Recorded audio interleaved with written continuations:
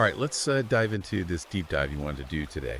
You're obviously interested in men's rights and specifically, how to navigate a world where it feels like, society might be stacked against you. Yeah. This book, you sent over really digs into that. And it looks like it's really speaking to a lot of men who feel like they're getting a raw deal. It definitely doesn't hold back. Yeah. One thing that really struck me was how the book frames the whole issue. Yeah. It argues that men today are facing an uphill battle, not just in terms of outright discrimination, but in those subtle shifts in how society and institutions operate.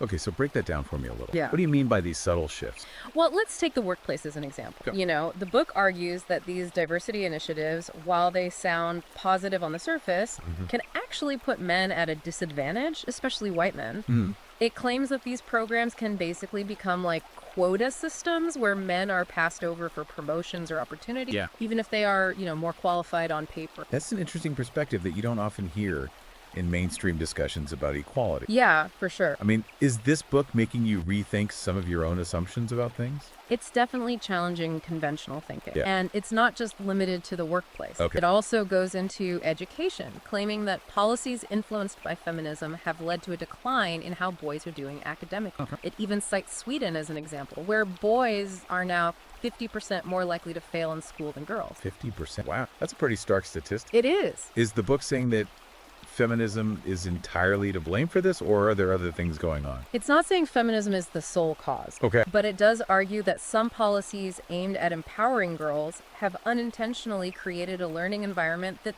doesn't work as well for boys. Yeah.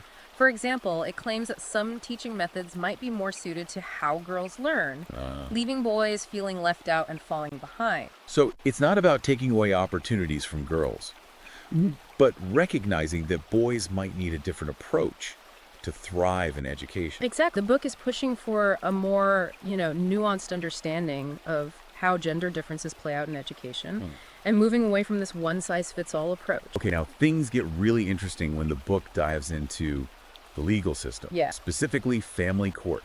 It paints a picture of family court as like this minefield for men. Right. The book is pretty critical of what it sees as a bias against men in family court, particularly when it comes to divorce and child custody. It argues that the system tends to favor mothers, even in cases where fathers are, actively involved in capable parents. That's a pretty serious. What kind of evidence does the book present to back that up?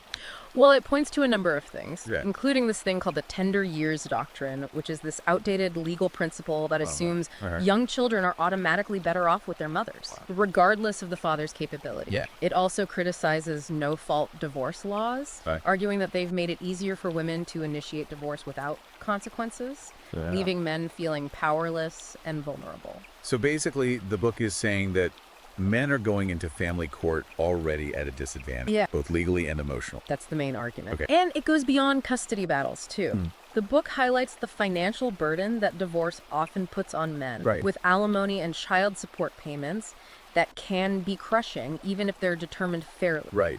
It argues that the system often focuses on the woman's financial needs without properly considering the man's financial situation. It was all pretty bleak. Does the book offer any advice for men who are facing these challenges? It does. Okay. It's not just about complaint. It's very action-oriented. Okay. It advises men to be proactive, understand their rights, and to fight for what they believe in. It stresses the importance of keeping good records, hiring a good lawyer, and building a strong support network. Support network. Okay, I think this is where things might start clicking for a lot of guys out there. Right. It's one thing to read about these issues, but it's another to actually feel like you're not alone in going through them. Absolutely. The book really emphasizes the power of brotherhood, arguing that men need to connect with each other, share their experiences, and support each other through these tough times. It highlights the rise of the men's rights movement. And these online communities, like the subreddit you mentioned, has vital platforms for men to find that sense of solidarity and shared purpose. That makes a lot of sense when you feel like the system is against you.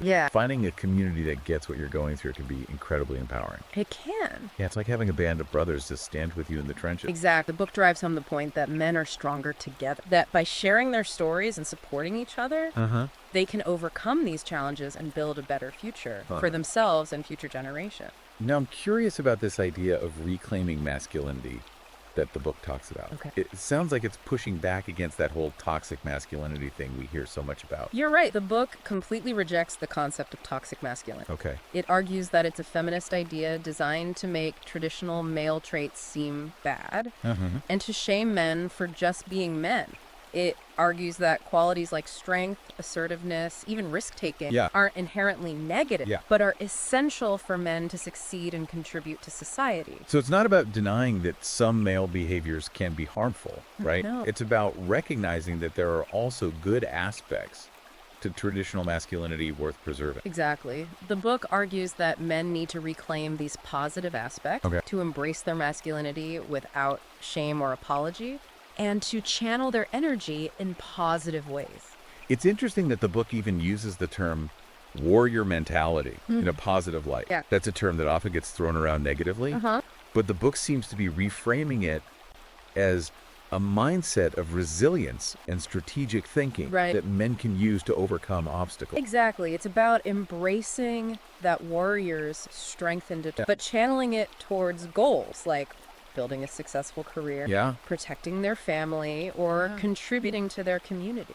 It almost sounds like the book is trying to revive a sense of honor and purpose among men, a sense that's maybe been lost in modern society. Yeah, that's a good way to put it. The book argues that men are searching for meaning and purpose, and they can find it by embracing those good parts of their masculinity and using their strengths to make a positive impact. I know we've barely scratched the surface of this book, but I can already see why it's hitting home with men who are feeling disillusioned or marginalized. It's like it's giving them a way to express their frustration and a framework for understanding their experience. And it's not just about understanding. The book is a call to action. It's urging men to not just sit back and complain, but to take charge of their lives, build a better future for themselves and their family. All right, so we've talked about a lot here. Challenges in the workplace, the family court system, the power of brotherhood, claiming masculinity.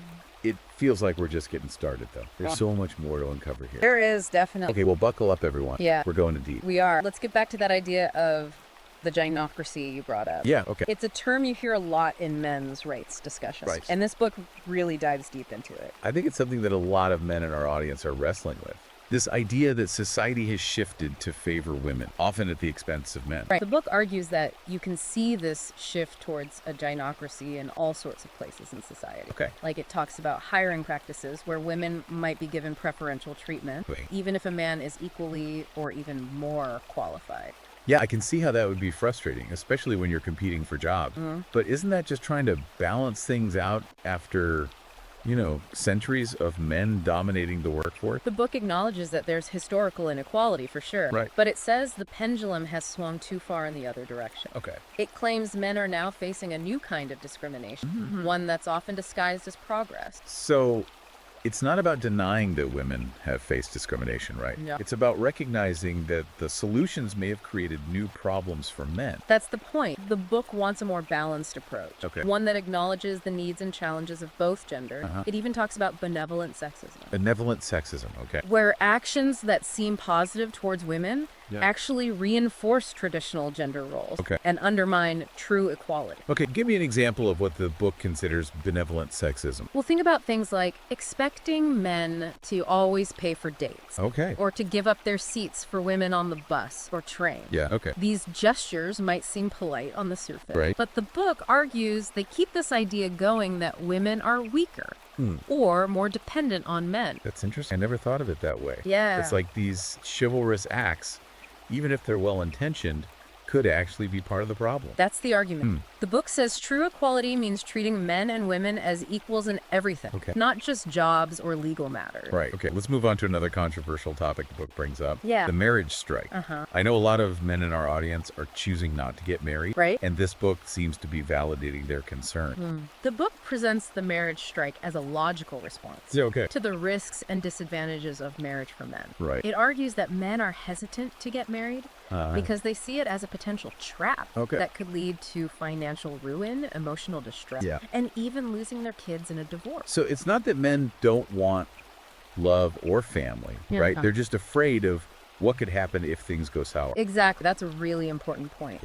The book highlights how divorce laws often favor women, leaving men with alimony and child support payments. That can be financially devastating. It also argues that family courts are often biased against fathers when it comes to custody decisions. I know that's a huge worry for a lot of men listening. They see these stories of men losing their homes, savings, even relationships with their kids after divorce. And it makes them really hesitant to get married. The book doesn't shy away from these realities. It tells men to be aware of the risks, to protect themselves legally and financially, and even consider other relationship models that might be more fair. Okay, so we've talked about the challenges for men in the workplace, the legal system, even in relationships. Now let's talk about a space where men are finding support and connection, the manosphere. The book has a really interesting take on the manosphere. It sees the good things about this online world. It sees it as a place for men to connect with others who think like them, to share what they're going through and find a sense of belonging. I think the manosphere has been a lifeline for a lot of men who feel like they're not being heard in mainstream society. It's a place where they can talk about their frustrations, their worries, their perspectives without being judged or censored. The book recognizes that. It also points out how the manosphere is raising awareness about issues that affect men, like male suicide rates, the challenges of being a father, and the biases men face in different parts of life. It's like a countercultural movement, right? Pushing back against this dominant narrative that portrays men as privileged and powerful while ignoring the real struggles so many men face. Exactly. The book sees the manosphere as a necessary correction, a place where men can challenge the status quo, reclaim their masculinity, and fight for their rights. But it seems to acknowledge the potential downsides of the manosphere too, right? It does. The book warns against falling into an echo chamber of negativity or resentment. It says it's important to use the manosphere for growth and positive change, not just for complaining or blaming women. It's a tricky balance. It is. On one hand, it can be validating and supportive for men who feel marginalized. But on the other hand, it could become a breeding ground for anger and misogyny if it's not approached in a healthy way. The book encourages men to use the manosphere wisely, to have thoughtful conversations, challenge their own biases, and channel their energy into positive action. Okay, now let's shift gears a bit and talk about one of the most controversial things the book gets into, its take on traditional marriage. The book is very critical of marriage, especially as it exists now in Western society. It argues that marriage has become really risky for men, often leading to financial ruin and emotional distress, especially if there's a divorce. I think a lot of men are starting to understand the realities of divorce laws and how they can be devastating for men financially. The book doesn't sugarcoat it. It even calls marriage a trap, designed to benefit women at the expense of men. It talks about the high divorce rates, the burden of alimony and child support, and the risk of men losing custody of their children in a system it claims is often biased against them. I know this is a sensitive topic. It is. But it's a conversation we need to have. Men are increasingly wary of getting married because they see the potential downsides. And this book is acknowledging those concerns. The book isn't saying men should avoid relationships, but it is urging them to be careful, understand the risks, and protect themselves legally and financially. So it's about going into marriage with your eyes wide open. Exactly. Not just blindly following societal expectations or romantic notions. The book encourages men to be realistic about the challenges of marriage, to choose their partners carefully, and consider all the possible consequences before making that commitment. If a man decides marriage isn't the right path for him. The book suggests there are other ways to build meaningful relationships in family, whether it's cohabitating, committed partnership, or different family structures altogether. It's about finding what works for you and not feeling pressured to conform to what society says you should do. Let's talk about another challenging issue the book addresses, how feminism has affected men's lives. The book argues that while feminism has definitely made progress for women, it's also had unintended consequences for men. This is where things can get heated. Because some people see any criticism of feminism as an attack on women's rights. The book is very clear. It's not denying the importance of gender equality or dismissing the struggles women have faced, but it's pushing for a more nuanced understanding of how certain feminist policies or ideas might have had a negative impact on men. So it's not about being anti-feminist. It's about having an honest honest conversation about how the pursuit of gender equality might have unintentionally created new problems for men. That's exactly it. Okay. The book explores those challenges in detail, from the workplace to family courts to the cultural stories that shape our understanding of what it means to be a man. Give me a specific example of how the book says feminism has negatively impacted men. Well, one example is how toxic masculinity has become this catch-all term to condemn any behavior that doesn't fit a very narrow definition of what's acceptable for men. Right. The book argues that this idea has created a climate of fear and shame for men, making them afraid to express their emotions, their assertiveness, even their natural instincts. So it's not about condoning bad behavior, right? It's about recognizing that not all expressions of masculinity are toxic or harmful. Exactly. The book argues that there are good things about traditional masculinity that are worth saving, like strength, courage, being protective, and having a sense of honor. It encourages men to reclaim these qualities, to embrace their masculinity without shame and channel their energy towards positive things. It sounds like the book is trying to find a balance. It is. Recognizing both the progress feminism has made and the potential downsides for men. Exactly. It's not about taking sides or demonizing either feminism or men's rights. Right. It's about having an open and honest conversation about the complex realities of how men and women interact in the 21st century.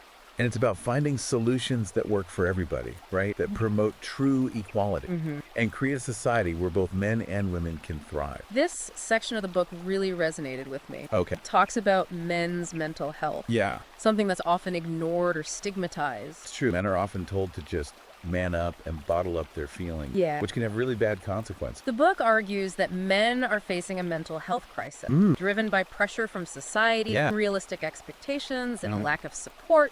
It highlights those alarming rates of male suicide, depression, substance abuse, and it challenges that traditional stoic ideal of masculinity that keeps men from asking for help. It's a powerful message. It's telling men that it's okay to not be okay. That seeking help is a sign of strength, not weakness. The book encourages men to be more open about their feelings, to build strong support network, and to get professional help when they need it. It also emphasizes finding healthy ways to deal with their emotions, whether that's through exercise, creative stuff, or just spending time in nature. It's about taking care of your mental and emotional well-being, just like you would your physical health. Exactly. The book stresses that men don't have to suffer in silence. There are resources out there, people who care.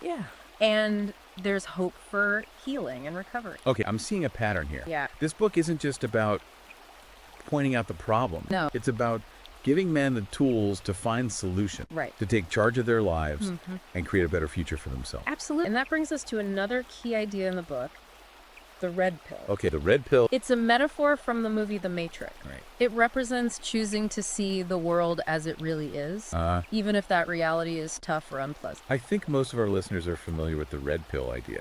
It's about waking up to the realities of how men and women interact, the societal biases that often favor women, and the ways men can be disadvantaged or even taken advantage of. The book really digs into the red pill philosophy, exploring different aspects of this awakening, from the legal system to how the media portrays men, to the social expectations that can undermine men's well-being. It's like peeling back the layers of how we're conditioned by society to see the truth, even if it's hard to swallow. The book doesn't hide the potential downsides of the red pill either.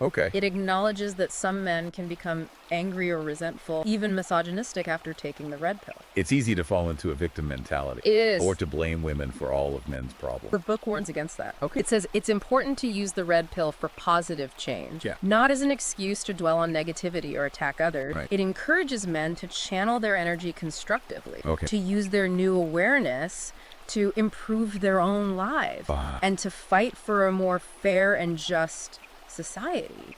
So it's about taking that red pill awareness and using it to empower yourself, to make good changes in your own life, and to advocate for a better future for all men. Exactly. It's about becoming the hero of your own story, not the victim. So we've talked about the red pill, which is about waking up to how the world really is.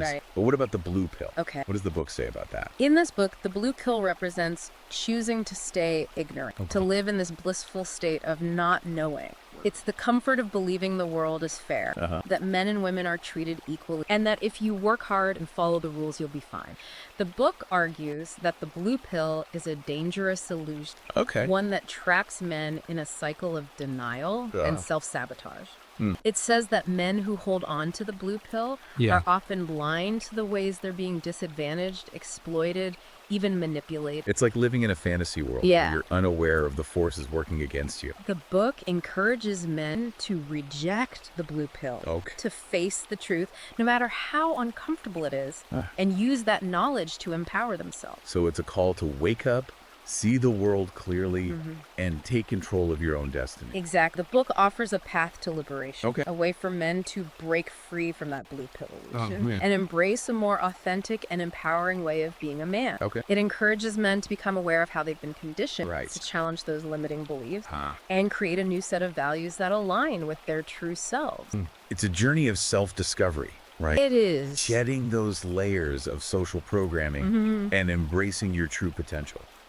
The book gives practical advice for men who are ready for that journey, offering strategies for building self-awareness, developing emotional intelligence, and navigating relationships in a more genuine and fulfilling way. It's like a roadmap to a more conscious and empowered masculinity, a guide to becoming the man you were always meant to be. And that journey often begins with understanding the sexual marketplace, something the book goes into quite a bit. I know that term can make some people squirm, but it's a reality we can't really ignore. The sexual marketplace is basically a way to describe the dynamics of attraction and choosing a mate. It's not about reducing human relationships to cold transactions, but it's about acknowledging that certain factors influence who we're drawn to and why. Yeah, it's like understand the rules of the game so you can play strategically and improve your chances. The book argues that men need to be aware of the things that determine their value in this marketplace. Like what? Things like physical attractiveness, social status, personality traits. So not just judging people on the surface, but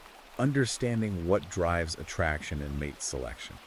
The book encourages men to invest in themselves, improve their physical health, develop their social skills, and cultivate their character. Not just to attract a partner, but to become the best versions of themselves. It's about leveling up, right? Becoming the most attractive and desirable version of yourself. The book emphasizes that the sexual marketplace isn't fixed.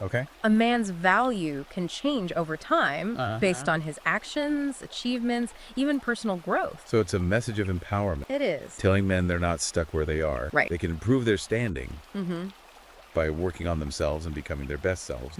And that message goes beyond dating and relationships. It's about taking control of your life, defining success on your own terms, and going after your goals with everything you've got. So we've covered a lot of ground here. The challenges men face in this Chinocracy, importance of brotherhood, that red pill awakening. I'm hearing a theme of resilience, of men taking charge of their lives and building a better future for themselves. You got it. And that takes us to the last chapter of the book, where it gives men practical advice on how to build a more fulfilling and meaningful life, no matter what obstacles they encounter. I'm really interested to hear what the book has to say about that. All right, so we're wrapping up this deep dive into this book, and I gotta say, it's been a wild ride. We've talked about some really tough stuff. But I think the biggest takeaway is this idea of men taking charge and creating a better future for themselves. This book isn't about whining, It's about giving men the tools to find solutions and build a life that's, fulfilling and has real meaning. So let's get into that. What does the book suggest men can actually do to create that better future? One of the core messages is that men have to define success on their own terms, find their own path, and really go after what they're passionate about. It's easy to get caught up in what society expects, right? Absolutely. To feel like you got to follow a certain script to be considered successful. The book pushes back on that. It says, break free from the mold, question those expectations, and figure out what actually matters to you. It even suggests that men consider different career paths, maybe alternative lifestyles. That's what will truly make them happy. So it's about finding your definition of success. Exactly. Not letting society dictate it. It's about making a life that lines up with your values, your passions, your own goals. And the book also talks a lot about finding purpose and meaning. Absolutely. What's it say about that? Well, it suggests men can find that purpose in all different parts of their lives, whether it's their job, relationships, hobbies, or what they give back to their community. Okay. It's about figuring out what gives your life meaning, what makes you feel like you're making a real difference. Right, like you're contributing something. The book encourages men to really get in touch with their values, find what matters to them, and then, actually live a life that reflects those values. Living with intention, making each day count, and leaving something behind, a legacy, Right, one you can be proud of. This book, man, it's given us a lot to think about. It has. It's challenged some of my own assumptions. Yeah. Made me question things I just kind of always accepted, And honestly, it's given me a whole new perspective on what men are dealing with today. It's a really thought-provoking book. And for anyone listening who's intrigued and wants to dig into these ideas further, the book is available on Amazon Kindle and Google Play Books. So if this deep dive has piqued your interest, I definitely recommend checking it out. It could change your whole outlook. Keep learning, keep asking those tough questions, and keep moving forward. Absolutely. And remember, guys, you're not alone in this.